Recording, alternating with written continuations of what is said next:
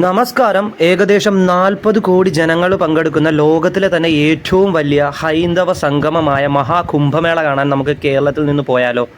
എങ്ങനെ നമുക്ക് കേരളത്തിൽ നിന്ന് വളരെ എളുപ്പത്തിൽ ട്രെയിൻ മാർഗം ഈ ഒരു കുംഭമേള കാണാൻ പോകാൻ സാധിക്കും എന്നതിനെ പറ്റിയിട്ടുള്ള ഡീറ്റെയിൽ ആയിട്ടുള്ള വീഡിയോ ആണ് കേട്ടോ ഞാനിന്നിവിടെ അവതരിപ്പിക്കാനായി ശ്രമിക്കുന്നത്. വീഡിയോ മുഴുവനായി കാണാൻ ശ്രമിക്കുക. താമസ സൗകര്യങ്ങൾ ഉൾപ്പെടെ എല്ലാം വളരെ വിശദീകരിച്ചിട്ടുള്ള വിവരണമാണ് ഞാൻ ഇന്നത്തെ ഈ ഒരു വീഡിയോയിൽ അവതരിപ്പിക്കാനായി ശ്രമിക്കുന്നത്. മഹാകുംഭമേള ജാനുവരി 13 നമ്മുടെ പ്രയാഗ്രാജിലേക്ക് തുടങ്ങിയിരിക്കുകയാണ്. ഫെബ്രുവരി 26 അത് അവസാനിക്കുന്നത്. ഭാരതത്തിലെ തന്നെ 4 പുണ്യസ്ഥലങ്ങളായ ഹരിദ്വാർ, പ്രയാഗ്രാജ്, ഉജ്ജയിൻ, നാശിക് എന്നിവിടങ്ങളിലാണ് 3 വർഷങ്ങൾ കൂടുമ്പോഴാണ് ഒരു കുംഭമേള നടക്കുന്നത്. ഓരോ 12 വർഷം കൂടുമ്പോഴും അതൊരു പൂർണ്ണ കുംഭമേള അഥവാ മഹാകുംഭമേള ആകും. അതേപോലെ തന്നെ ഇത്തരത്തിൽ 4 കുംഭമേളയെ ചേരുന്നതാണ് ഒരു പൂർണ്ണ കുംഭമേള എന്ന് പറയപ്പെടുന്നത്. പൂർണ്ണ കുംഭമേളയെ മഹാകുംഭമേള എന്ന് വിളിക്കുമെങ്കിലും 12 പൂർണ്ണ കുംഭമേളകൾ കഴിഞ്ഞു വരുന്ന കുംഭമേള, അതായത് 12 × 12 144 വർഷങ്ങൾ കൂടുമ്പോൾ വരുന്ന കുംഭമേളയാണ് മഹാകുംഭമേള. ഇത്തരത്തിലൊന്ന് അവസാനം നടന്നത് നമ്മുടെ 2013 ഇനി അത് സംഭവിക്കാൻ പോകുന്നത് 2157 അടുത്ത മഹാകുംഭമേള. അപ്പോൾ 6 വർഷത്തെ ഇടവേളയിൽ നമ്മുടെ ഹരിദ്വാറിലും പ്രയാഗ്രാജിലും നടക്കുന്ന കുംഭമേളയാണ് അർദ്ധകുംഭമേള എന്ന് പറയുന്നത്.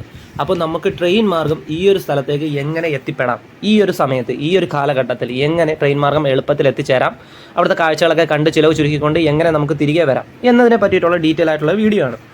അതേപോലെ തന്നെ ഈ കുംഭമേള നടക്കുന്ന സമയത്ത് ഈ സമയം ഇവിടെ സ്നാനം ചെയ്യാൻ ലോകമെമ്പാടുമുള്ള മനുഷ്യരും നാഗസന്യാസരും ഒക്കെ എത്താറുണ്ട് കേട്ടോ.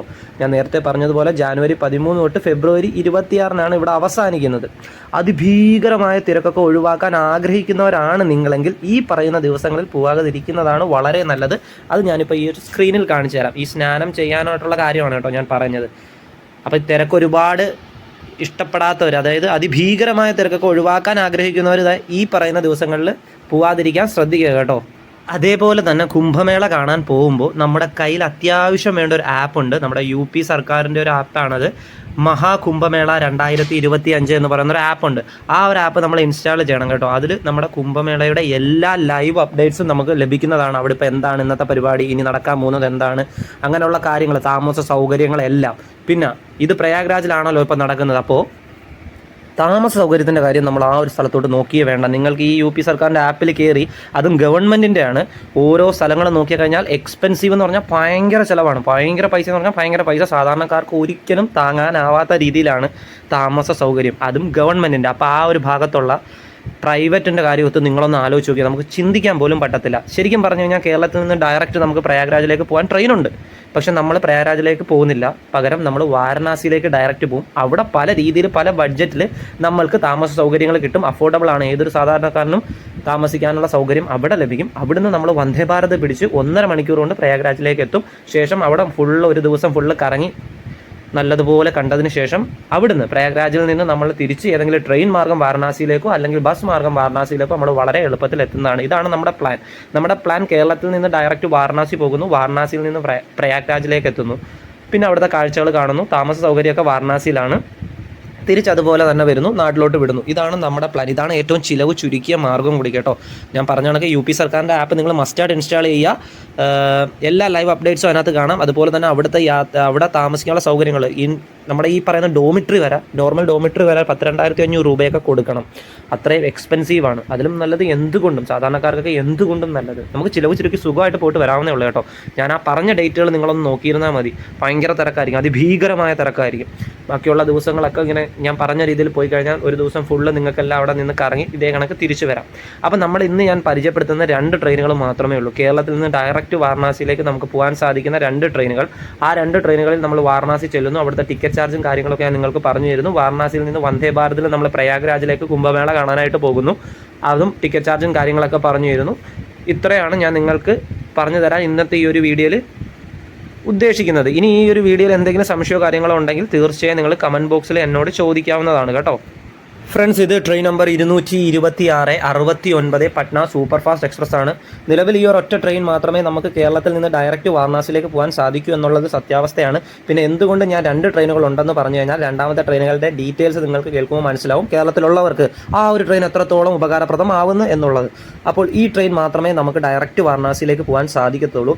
ആരംഭിക്കുന്നത് എറണാകുളം ജംഗ്ഷനിൽ നിന്നാണ്, അതായത് നമ്മുടെ എറണാകുളം സൗത്ത്. എറണാകുളം ജംഗ്ഷനിൽ നിന്ന് ആഴ്ചയിൽ ശനിയാഴ്ചകളിൽ മാത്രമേ ഈ ഒരു ട്രെയിൻ സർവീസ് ഉള്ളൂ. രാത്രി 11:55 എടുക്കുന്ന ട്രെയിൻ നമ്മുടെ ബീഹാറിലെ പട്ന വരെ പോകും. അപ്പോൾ എറണാകുളം ജംഗ്ഷനിൽ നിന്ന് ആഴ്ചയിൽ ശനിയാഴ്ച മാത്രം രാത്രി 11:55 എടുക്കുന്ന ട്രെയിൻ 4-ാം ദിവസം അർദ്ധരാത്രി 1:45 വാരണാസി ജംഗ്ഷനിലേക്ക് എത്തിച്ചേരുന്നുണ്ട്. ഇതേ ട്രെയിൻ നമ്പർ 226-70 ആയിട്ട് തിരിച്ചും സർവീസ് ഉണ്ട്. തിരിച്ച് സർവീസ് നടത്തുമ്പോൾ ചൊവ്വാഴ്ചകളിൽ മാത്രമേ ഉള്ളൂ കേട്ടോ. അത് രാത്രി 9:05 നമ്മുടെ വാരണാസി ജംഗ്ഷനിൽ ട്രെയിൻ വരുന്നത്. 9:05 വരുന്ന ട്രെയിൻ 3-ാം ദിവസം രാത്രി 9:30 എറണാകുളം ജംഗ്ഷനിലേക്ക് എത്തിച്ചേരും. ഈ ഒരു ട്രെയിന് കേരളത്തിൽ സ്റ്റോപ്പ് ഉള്ളത് നമ്മുടെ എറണാകുളം ജംഗ്ഷനിൽ നിന്ന് ട്രെയിൻ എടുത്തു കഴിഞ്ഞാൽ പിന്നെ ആലുവയിലാണ് ട്രെയിൻ സ്റ്റോപ്പ് ഉള്ളത്. അത് കഴിഞ്ഞാൽ തൃശ്ശൂർ, പിന്നെ പാലക്കാട്. അങ്ങനത്തെ ഇത്രയും സ്റ്റോപ്പുകളിൽ മാത്രമേ നമ്മുടെ ഈ ഒരു ട്രെയിന് കേരളത്തിൽ സ്റ്റോപ്പുകളുള്ളൂ കേട്ടോ. എറണാകുളം, ആലുവ, തൃശ്ശൂർ, പാലക്കാട്. ഇനി എറണാകുളം ജംഗ്ഷനിൽ നിന്ന് നമ്മുടെ വാരണാസി വരെ ഒരാൾക്ക് ട്രെയിൻ ടിക്കറ്റ് ചാർജ് വരുന്നതെന്ന് പറഞ്ഞു കഴിഞ്ഞാൽ ജനറലിന് 570 രൂപയും, സ്ലീപ്പറിന് 940 രൂപയും, തേർഡ് എ സിക്ക് 2420 രൂപയും, സെക്കൻഡ് എ സിക്ക് 3535 രൂപയുമാണ്.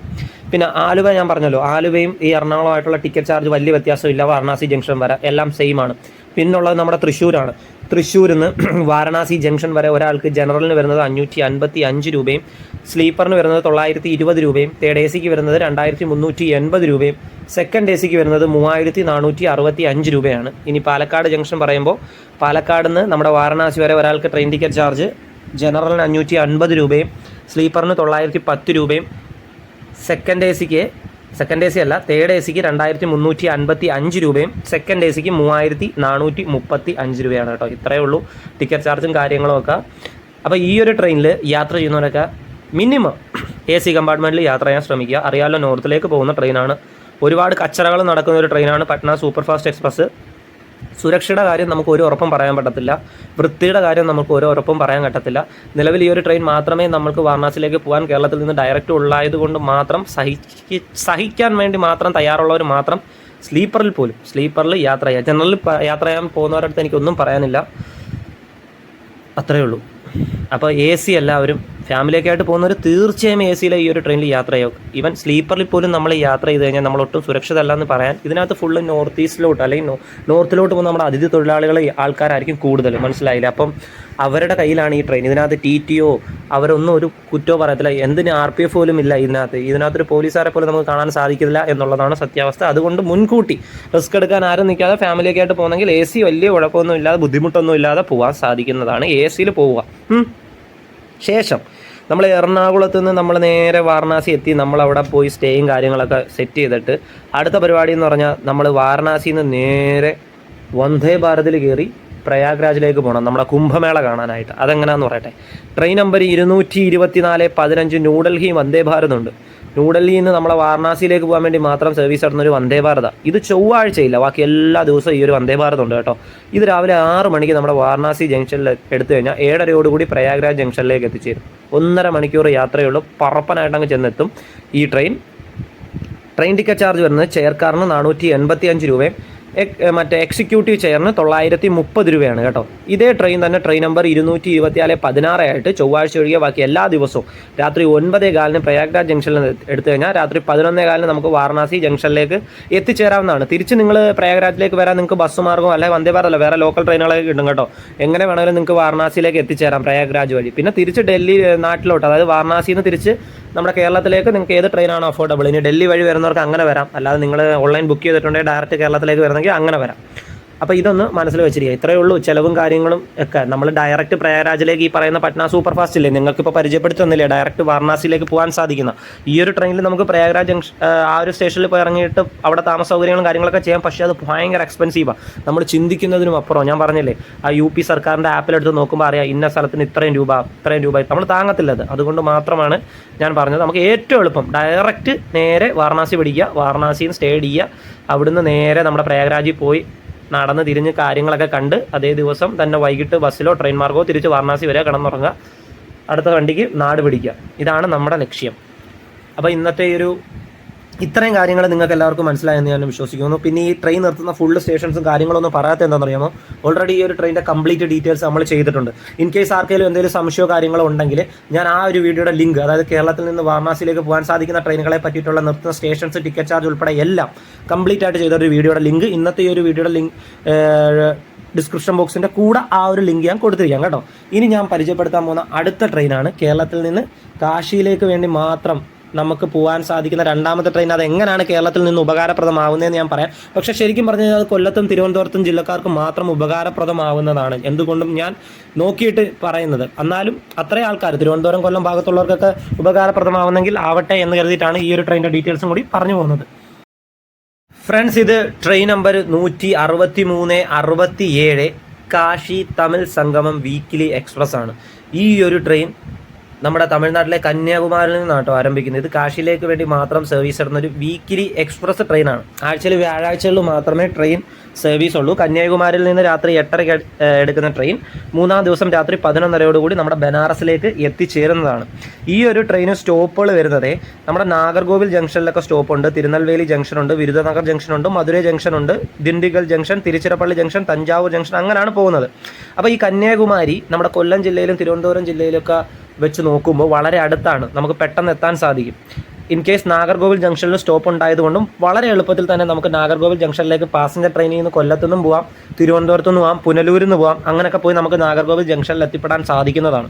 അവിടെ എത്തിയതിന് ശേഷം അവിടുന്ന് നമുക്ക് ഈ ഒരു ട്രെയിൻ പിടിച്ച് കാശിയിലേക്ക് പോകാൻ സാധിക്കുന്നതാണ്. ഈ ഒരു ട്രെയിനിൻ്റെ പ്രത്യേകത എന്ന് പറഞ്ഞാൽ ഇന്ന് വരെ വലിയ പരാതികളൊന്നും കേട്ടിട്ടില്ല. വലിയ പരാതികളെന്ന് പറയാൻ പരാതികൾ തീരെ കേട്ടിട്ടില്ല.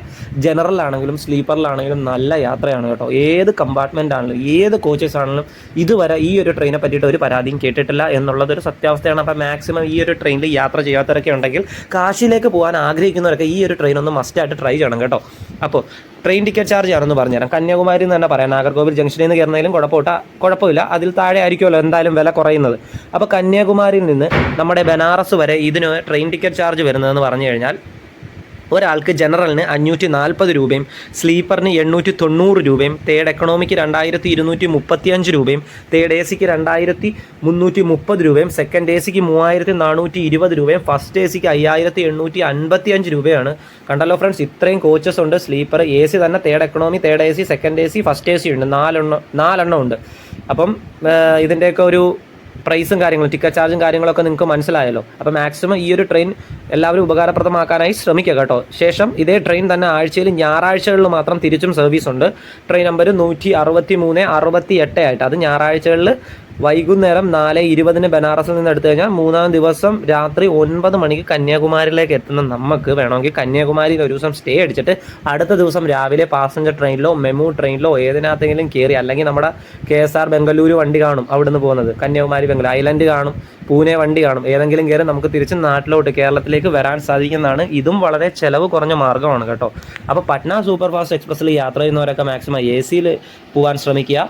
കാശി തമിഴ് സംഗമം പോകാൻ ആഗ്രഹിക്കുന്നവരൊക്കെ ഏത് കമ്പാർട്ട്മെൻറ്റിൽ വേണമെങ്കിലും പൊക്കോളൂ. എന്നിരുന്നാലും ജനറലി ഇപ്പോൾ ഞാൻ പറയില്ല കേട്ടോ, കാരണം നമുക്ക് ഉറക്കവും കാര്യങ്ങളൊക്കെ കറക്റ്റായിട്ട് നടക്കണമല്ലോ എല്ലാം.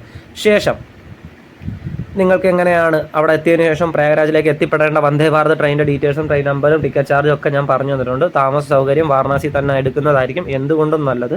അപ്പോൾ നല്ലതുപോലെ എല്ലാവരും കുംഭമേള കാണുക. പിന്നെ ഈ 40 കോടി എന്ന് ഞാൻ ആദ്യം പറഞ്ഞത് തള്ളല്ല കേട്ടോ. ഞാൻ വീഡിയോയുടെ തുടക്കം പറഞ്ഞല്ലോ, ഏകദേശം 40 കോടി ജനങ്ങൾ പങ്കെടുക്കുന്ന ലോകത്തിലെ ഒരു ഭയങ്കര സംഭവമാണ് മഹാകുംഭമേള. അത് ശരിക്കും പറഞ്ഞാൽ അത് ഉള്ളതാണ്. ഇതിനെപ്പറ്റി അറിയാവുന്നവർക്ക് അറിയാം തീർച്ചയായിട്ടും. ചിലപ്പോൾ ആദ്യമായിട്ട് കേൾക്കുന്നവർക്ക് അതങ്ങോട്ട് ദഹിക്കണമെന്നില്ല. അതുകൊണ്ടാണ് കേട്ടോ എടുത്ത് പറഞ്ഞത്, ഞാൻ തള്ളിയതല്ല.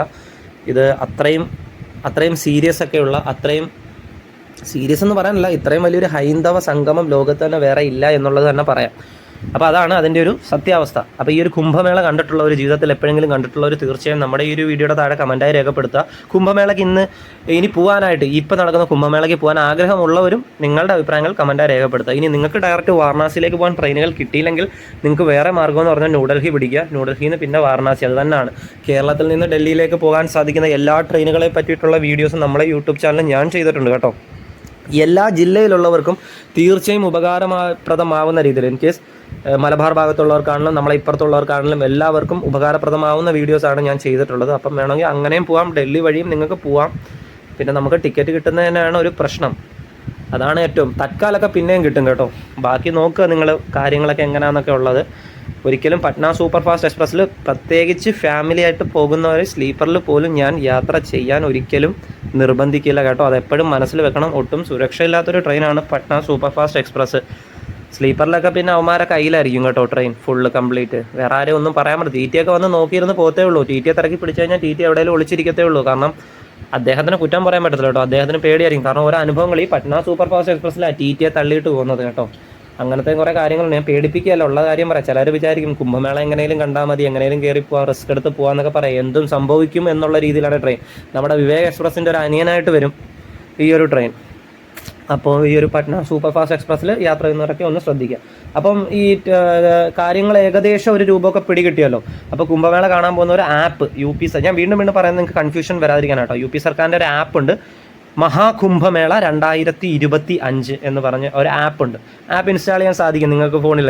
അപ്പോൾ അത് നോക്കിക്കഴിഞ്ഞാൽ അവിടുത്തെ അപ്ഡേഷൻസ് ഒക്കെ ഇങ്ങനെ വന്നുകൊണ്ടിരിക്കും. അല്ലാതെ അവിടെ അത്യാവശ്യം കാശൊക്കെ ഉള്ളവർക്കൊക്കെ ആണെങ്കിൽ അവിടെ താമസിക്കാം കേട്ടോ.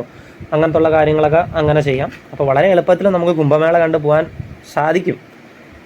അപ്പോൾ ഇന്നത്തെ ഒരു വീഡിയോ നിങ്ങൾക്ക് ഉപകാരപ്രദമായി കഴിഞ്ഞാൽ തീർച്ചയായും ഇന്നത്തെ ഒരു വീഡിയോ നിങ്ങളെ ഷെയർ ചെയ്യാനും ലൈക്ക് ചെയ്യാനും, നിങ്ങളുടെ അഭിപ്രായമാണ് എനിക്ക് കേൾക്കേണ്ടത്. നിങ്ങളുടെ അഭിപ്രായങ്ങൾ തീർച്ചയായും കമൻറ്റായി രേഖപ്പെടുത്താനും മറന്നു പോകരുത്. ഇനി കേരളത്തിൽ നിന്ന് ഏതെങ്കിലും ഒരു ഭാഗത്തേക്ക് പോകുന്ന ട്രെയിനുകളുടെ വീഡിയോസോ അല്ലെങ്കിൽ കേരളത്തിൽ നിന്ന് ട്രെയിൻ മാർഗം ഏതെങ്കിലും സ്ഥലങ്ങളിലേക്ക് പോകുന്ന വീഡിയോസോ നിങ്ങൾക്ക് വേണമെങ്കിൽ തീർച്ചയായും അതും കൂടെ എന്നെ ഒന്ന് കമൻറ്റ് ബോക്സിൽ അറിയിക്കേണ്ടതാണ് കേട്ടോ. പിന്നെ ടിക്കറ്റിൻ്റെ കാര്യം, കാശി തമിഴ് സംഗമം തിരുവനന്തപുരം കൊല്ലം പുനലൂർ ഭാഗത്തുള്ളവർക്ക് വേണ്ടിയിട്ടാണ് കേട്ടോ. ടിക്കറ്റ് കിട്ടാൻ ചാൻസ് കൂടുതലാണ്. ഈവൻ തത്കാലാണെങ്കിലും വലിയ പോസ്റ്റ് കാണത്തില്ല, നമുക്ക് ടിക്കറ്റ് കിട്ടാൻ സാധ്യത കൂടുതലാണ്. അതേസമയത്ത് പട്ന സൂപ്പർ ഫാസ്റ്റ് എക്സ്പ്രസ്സിന് നമ്മൾ ഇത്തിരി കഷ്ടപ്പെടണം. അപ്പം രണ്ടാമത്തെ വഴി എന്ന് പറഞ്ഞു കഴിഞ്ഞാൽ കേരള ഡൽഹി ആട്ടോ. ഡൽഹിയും തത്കാലം എല്ലാ ജില്ലക്കാർക്കുള്ളവർക്കും കിട്ടാനും ചാൻസ് കൂടുതൽ. ഇപ്പോൾ എറണാകുളം ഭാഗത്തൊക്കെ ഉള്ളവർക്കാണെങ്കിൽ നമ്മുടെ മംഗള ലക്ഷദ്വീപ് ഒക്കെ കിട്ടും. അല്ലാതെ നമ്മുടെ കേരള എക്സ്പ്രസ് ഉണ്ട്, ഇപ്പുറത്തോട്ടുള്ളതായിരിക്കും. അപ്പം ഇത് രണ്ടുമാണ് ഡെയിലി സർവീസ് നടത്തുന്നത് ഡൽഹിയിലേക്ക് പോകാൻ നമുക്ക് കേരളത്തിൽ നിന്നും. ബാക്കി അന്യോന്യമായിട്ട് ഓരോ ദിവസമായിട്ട് നമ്മൾ സ്വർണ്ണ ജയന്തിയും കാര്യങ്ങളൊക്കെ ഉണ്ട്. ഹസ്രത്ത് നിസാമുദ്ദീനും കാര്യങ്ങളെല്ലാം ഉണ്ട് ട്രെയിൻ സർവീസ് നടത്തുന്നത്. തിരുവനന്തപുരം ഹസ്രത്ത് നിസാമുദ്ദീനൊക്കെ ഉണ്ട്. അപ്പോൾ അതൊക്കെ നോക്കുക. ബാക്കി നിങ്ങൾക്ക് എന്താണോ സ്യൂട്ടബിൾ ആയിട്ട് തോന്നുന്നത് അത്രയും നോക്കുക. പിന്നെ സ്റ്റേയുടെ കാര്യം മാത്രം വാരണാസിയിലേക്ക് കൊണ്ട് ആക്കാൻ ശ്രമിക്കുക. കാരണം ആ ഒരു പൈസ ചിലവും കാര്യങ്ങളും എല്ലാം ഉള്ളതുകൊണ്ട്. അപ്പോൾ വീഡിയോ മാക്സിമം ഷെയർ ചെയ്യുക, ഇഷ്ടമായി കഴിഞ്ഞാൽ ലൈക്ക് ചെയ്യുക, ചാനൽ സബ്സ്ക്രൈബ് ചെയ്യുക. ആദ്യമായിട്ട് കാണുന്നവരാണെങ്കിൽ സബ്സ്ക്രൈബ് ചെയ്യുക. നമ്മുടെ ഫാമിലിയുള്ളവർ തീർച്ചയായും നിങ്ങളുടെ അഭിപ്രായങ്ങൾ തീർച്ചയായും കമൻറ്റായി രേഖപ്പെടുത്തി നമ്മുടെ കൂടെ എന്നും കൂടെ ഉണ്ടാവും. അപ്പോൾ മറ്റൊരു വീഡിയോ ആയിട്ട് നമുക്ക് വീണ്ടും കാണാം. നിങ്ങളുടെ സ്വന്തം Malayali train blog winding up. Bye bye bye bye bye.